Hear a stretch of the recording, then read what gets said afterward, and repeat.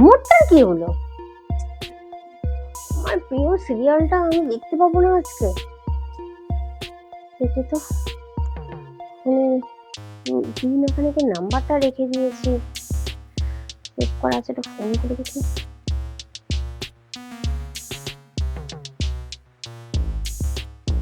হ্যাঁ, আমি পাঠিয়ে দিচ্ছি।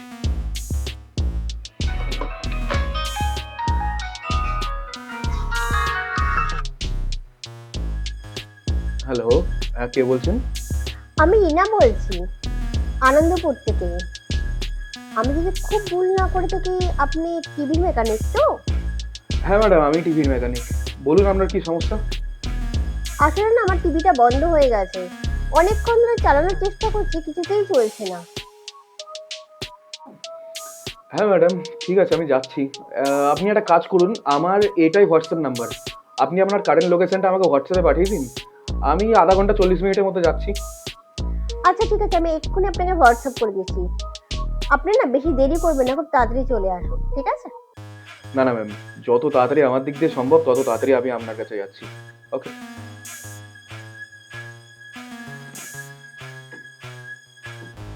যাক, ফাইনালি আমি আমার প্রিয় সিরিয়ালটা দেখতে পাবো।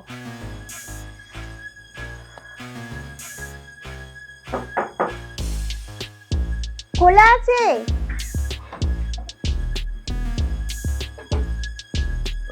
ইয়েস ম্যাডাম, আপনি ফোন করেছিলেন? হ্যাঁ, ভেতরে আসুন, বসুন।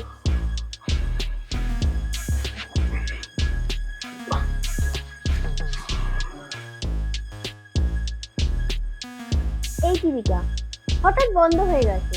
অনেকক্ষণ ধরে চালু করার চেষ্টা করছি, কিছুতেই চলছে না। আপনি একটু দেখুন না প্লিজ। দাঁড়ান, আমি দেখছি।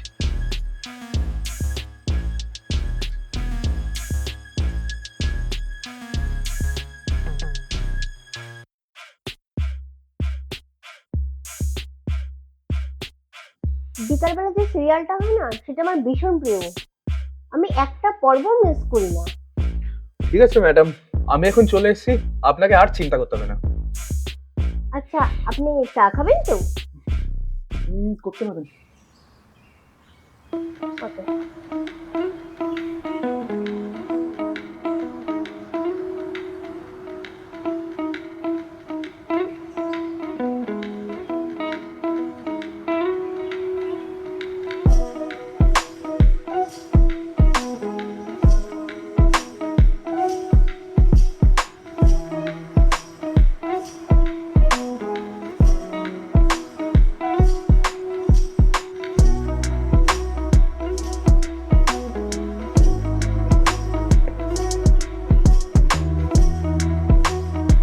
বাহ, টিভিটা আপনি এত তাড়াতাড়ি সারাই করে ফেলেছেন? হ্যাঁ ম্যাডাম, আমি তো চাই আপনার সব কষ্ট দূর করতে। সত্যি কি সব কষ্ট দূর করা যায়?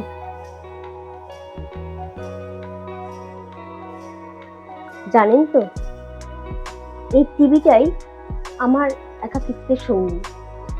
মানে আপনার স্বামী থাকেন না আপনার সাথে?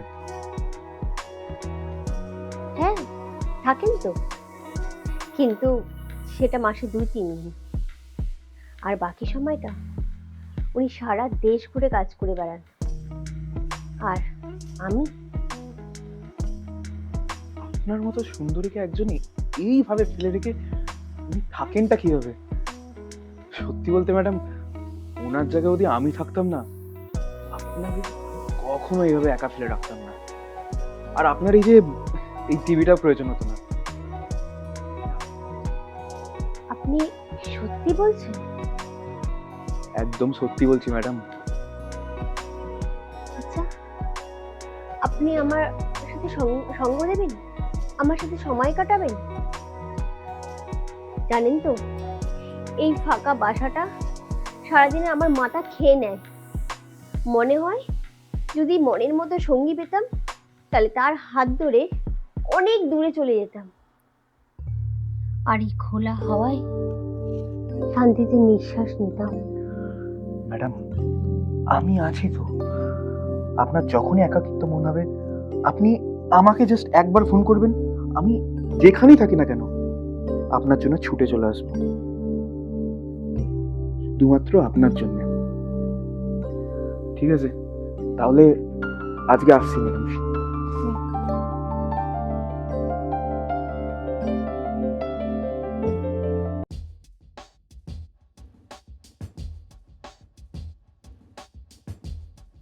হাই দিয়া, আমি এসে গেছি। আরে আয় আয় এদিকে আয়।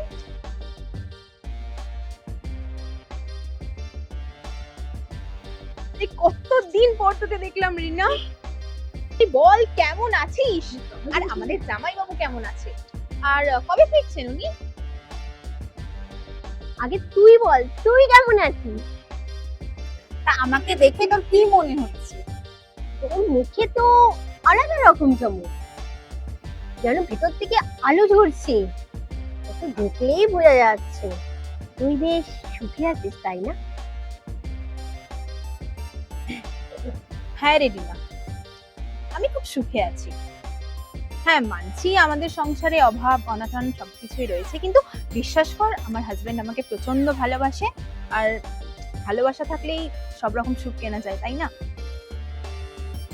আচ্ছা তুই এসব ছাড়, এবার আমাকে বল, তোর তো অনেক বড়লোক হাজবেন্ডের সাথে বিয়ে হয়েছে, তো তুই তো অনেক আরো বেশি হ্যাপি আছিস, কারণ তোর গাড়ি বাড়ি টাকা পয়সা সবই আছে। আরে কি হলো তোর, চুপ করে আছিস কেন? আমার প্রশ্নের উত্তরটা তো দিবি নাকি? দিয়া, তুই ঠিকই বলছিস। আমার বাড়ি আছে, গাড়ি আছে, দামি শাড়ি গয়নাও আছে, কিন্তু আমার কোনো সঙ্গী নেই। মানুষটা না খুব ভালো, কোনো অভিযোগ নেই, আমাকে রানীর মতো করে রেখেছে। তার জীবনে কাজে এতটাই প্রাধান্য, আমি যেন তার কাছে অদৃশ্য একটা মানুষ। আমার মন আছে, শারীরিক চাহিদা আছে, এসবে তার কোনো খেয়াল নেই, যেন আমি একটা সোনার খাঁচায় বন্দি একটা পাখি। ও তাহলে জামাইবাবু তোকে আদর যত্ন করে না? করে, বাট সেটা কবে করেছে আমি নিজেই ভুলে গেছি। এই ব্যাপারটায় আমি বড্ড অভাগা। আমার কথা ছাড়, তোর হাজবেন্ড নিশ্চয়ই তোকে খুব আদর করে। আচ্ছা, তোর হাজবেন্ডের নাম কি, সে কি করে? নির্মল, আর ও টিভি মেকানিক।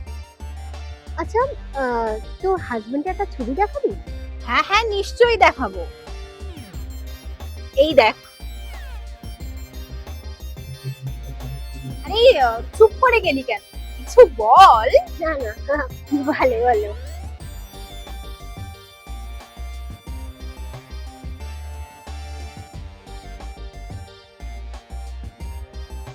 জাস্ট মিনিট, আমি একটু ফোনটা ধরেই তারপর আসছি।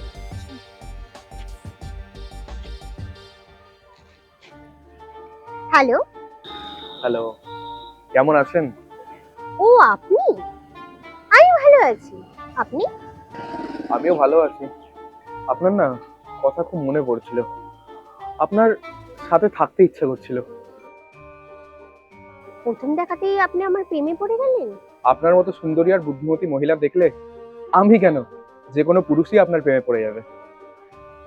তাহলে বলুন, কবে ডাকছেন আমাকে? কাল ঠিক সন্ধ্যে 6টায় আসবেন তো? একদম, কাল তাহলে ঠিক সন্ধ্যে 6টার সময় আপনার সাথে দেখা হচ্ছে। ওকে, বাই। ওকে।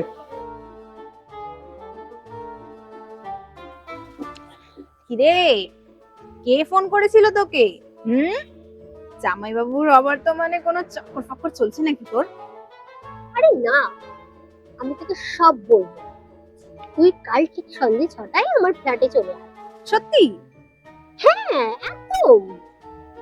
আচ্ছা ঠিক আছে, তাহলে এখন চল। চল। চল।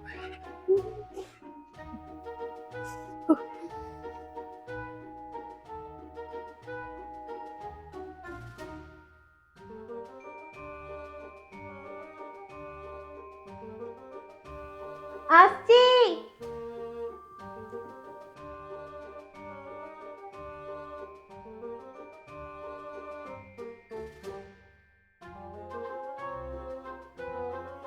আরে আয়, তোর জন্যই তো ওয়েট করছিলাম।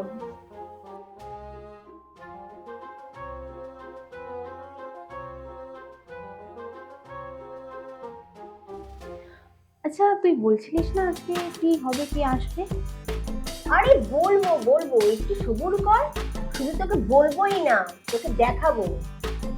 আজকে একজন আসবে, তুই ততক্ষণ বাথরুমে ঢুকে থাকবি।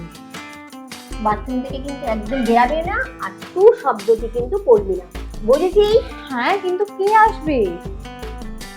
আরে চলেছে চলেছে, তুই তাড়াতাড়ি বাথরুমে ঢোক।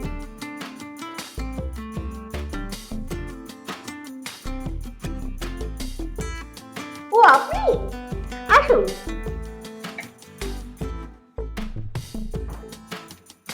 চলুন।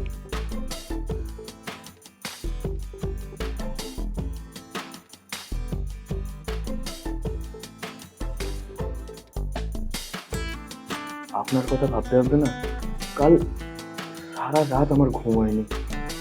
আমি না আপনাকে সত্যি খুব ভালোবেসে ফেলেছি। এত অল্প সময় আপনি আমাকে ভালোবেসে ফেলেছেন? আমি না আপনাকে কাছে পেতে চাই। আচ্ছা, কিন্তু আমার একটা শর্ত আছে। কি? আমি আগে আপনার চোখ বেঁধে দেবো, তারপর আপনি আমাকে টাচ করতে পারবেন।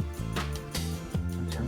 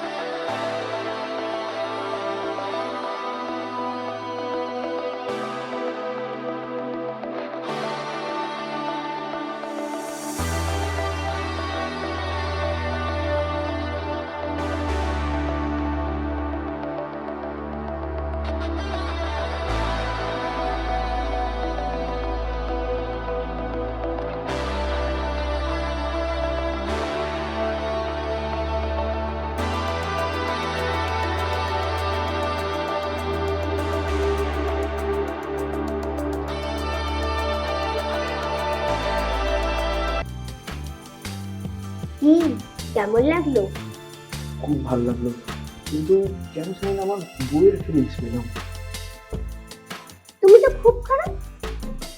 আমাকে ভালোবাসতে এসে তুমি তোমার বউকে ফিল করছো? দাঁড়াও, তোমার বাদনটা খুলি।